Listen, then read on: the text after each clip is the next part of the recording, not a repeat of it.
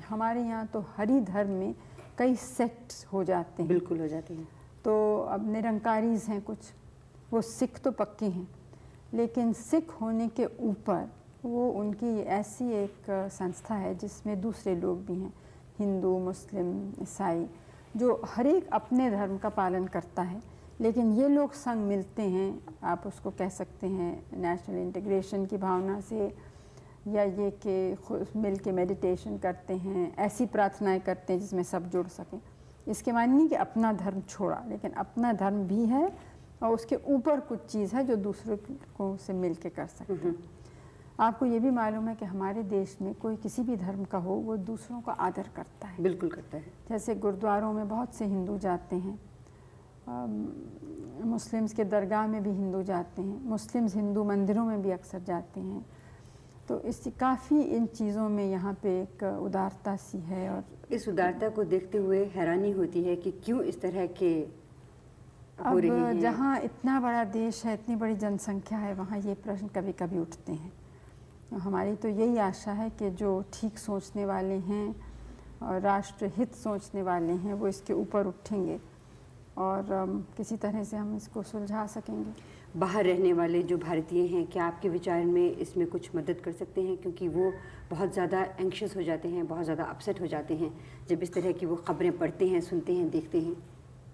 उनका क्या योगदान हो सकता है? योगदान तो ये है कि तो अफवाहें नहीं मानी, क्योंकि वैंकूवर के बारे में मुझे नहीं मालूम, लेकिन लंदन से कुछ आए थे लोग, उनका इतनी गलत बातें फैलाई जा रही थी पंजाब के बारे में जी।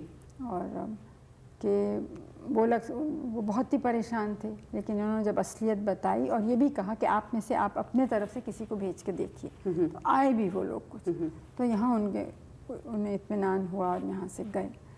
क्योंकि ये बिल्कुल सच नहीं है कि सिखों के ख़िलाफ़ या अकालियों के भी ख़िलाफ़ कोई भी नाइंसाफ़ी है। ज़ाहिर है, बल्कि उसका उल्टा ही कह सकते हैं, क्योंकि वो औरों से कुछ ज़्यादा ही आगे बढ़े हैं अपने हिम्मत और योग्यता और क्षमता से, और ख़ास तौर से इसलिए कि वो मेहनत करने वाले लोग हैं। और आपने देखा है कि हमारे यहाँ ऊंचे ओहदे, छोटे ओहदे, हर जगह आप पाएंगे उन लोगों को, हर गांव में पाएंगे, हर प्रांत में पाएंगे। तो इसे ये बात कहनी बिल्कुल गलत है। लेकिन कुछ जो उनकी मांगे हैं, वो हमारा कहना ये है कि कोई भी मांग हो उस पर बातचीत हो, लेकिन मार काट या संविधान का अपमान करना या कोई ऐसी बात करना कि राष्ट्र के विरोध में होती है, वो ठीक नहीं है। लेकिन अगर इस तरह से बातचीत लंबी होती चली गई तो ये मारकाट तो होती जाएगी। जिन लोगों को मारा जा रहा है वो तो बिल्कुल इनोसेंट है ना, वो बिल्कुल निर्दोष हैं।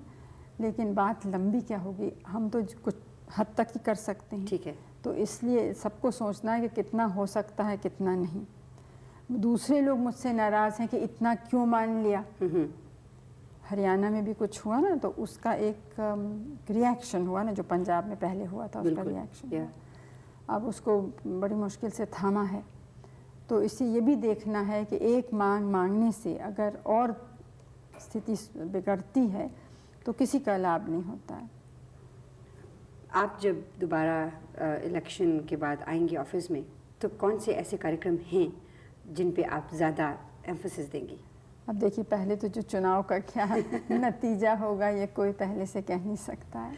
मान लीजिए आप आ जाती हैं। दूसरी बात यह है कि हमारी एक बहुत स्पष्ट और साफ नीति है, और वो नीति है कि अपने देश को हम मजबूत बनाएं। इसलिए नहीं कि किसी और को धमकी दें या किसी पर हम हावी होना चाहते हैं, दबाव डालना चाहते हैं, लेकिन इसलिए कि यहाँ की इतनी बड़ी समस्याएं हैं कि उनका समाधान करने के लिए हमें अपनी ताकत ही चाहिए। ये बहुत बड़ा देश है और इतनी बड़ी जनसंख्या को कोई बाहर का मदद नहीं कर सकता।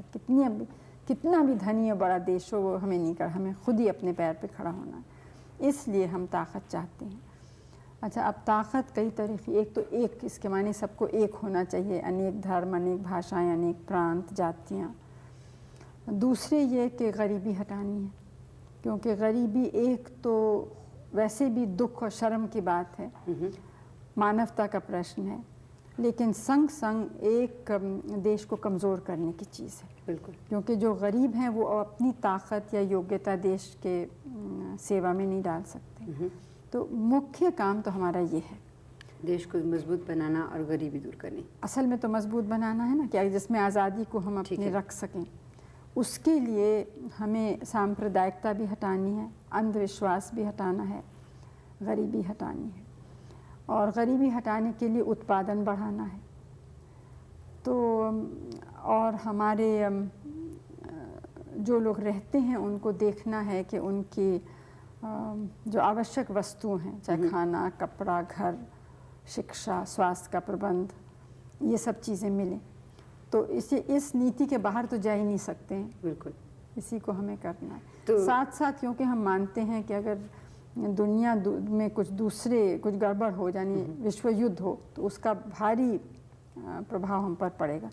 इसलिए हम विश्व शांति, विश्व मैत्री और ख़ास तौर से जो हमारे जैसे विकासशील देश हैं वो मिल के सहयोग करें एक दूसरे से, और हम लोग और दूसरों से भी, मतलब विकसित देश जो हैं उनके संग भी दोस्ती करें। आजकल की दुनिया में कोई लोग अलग नहीं रह सकते, सबको एक दूसरे से कुछ चाहिए और कुछ देने को देना है। तो इस तरह से हमें तो जो हमारे